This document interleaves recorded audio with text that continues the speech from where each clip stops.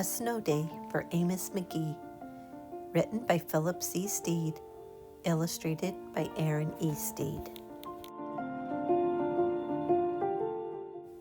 Amos McGee loved the snow. Every morning as winter approached, he wrapped himself in a cozy blanket and listened in hope to the weather report. Amos liked to imagine that his radio was a crackling fireplace. He warmed himself each day with the possibility of good news. Yesterday, the news had been rain. The day before, the news had been wind. Rain and wind, wind and rain, all week long. But Amos didn't mind. He poured himself another cup of tea and asked again, "What news is there today?" The radio replied, "Today is the first big snow."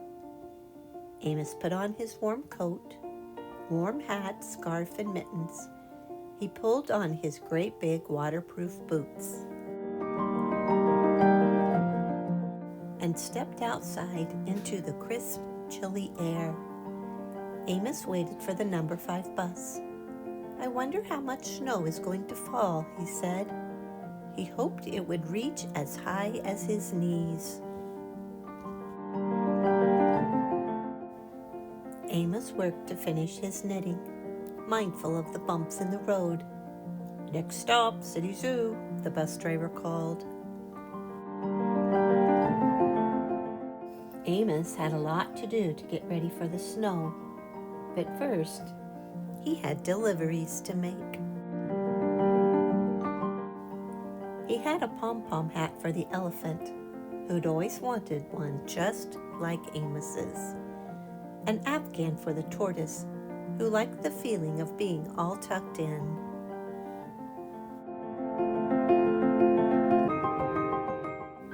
Thicker socks for the penguin, whose toes were now toasty and snug.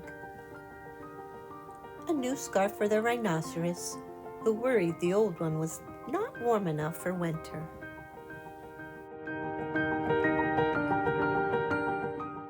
And a colorful sweater for the owl, who enjoyed looking festive and bright. "I am so glad I finished my knitting in time," said Amos.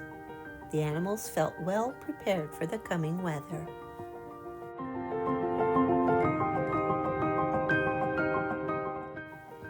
As Amos tended his chores, the animals waited in anticipation.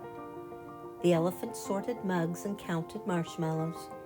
The tortoise tried on a new pair of skis. The penguin paid close attention to the thermometer. The rhinoceros sensed a case of the sniffles coming on, and the owl nestled in to read a favorite poem of the season. Who will spot the first snowflake? The animals wondered. Suddenly, the air began to stir. Amos felt a familiar tingle on the end of his nose. "Any minute now," he whispered. Together, they watched the clouds roll in. And together, they watched the clouds roll out.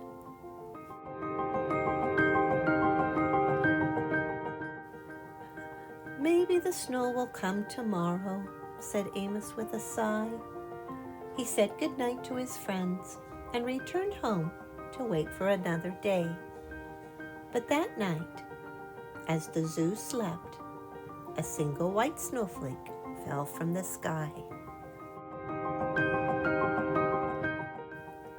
One flake became 2, and 2 became many, many more. At dawn, the owl woke the others.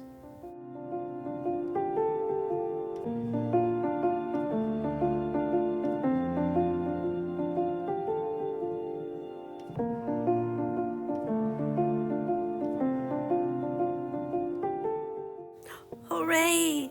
The snow is here!"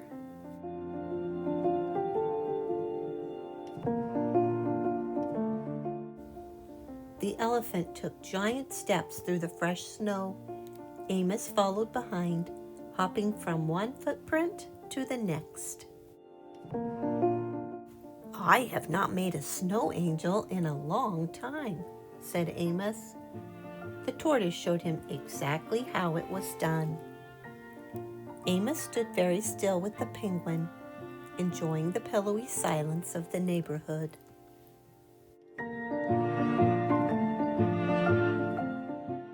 The rhinoceros helped fill the bird feeders.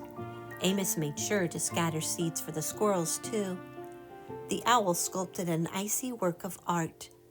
Amos added 2 round buttons for the eyes.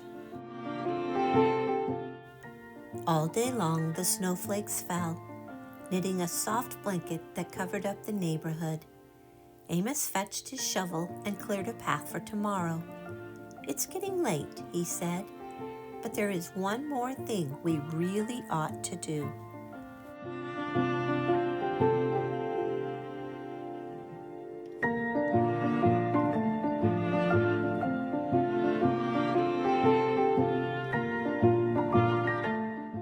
Weary-legged and happy, the friends huddled inside.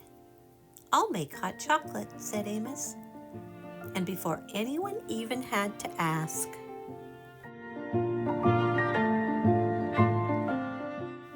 Amos added an extra marshmallow to every mug.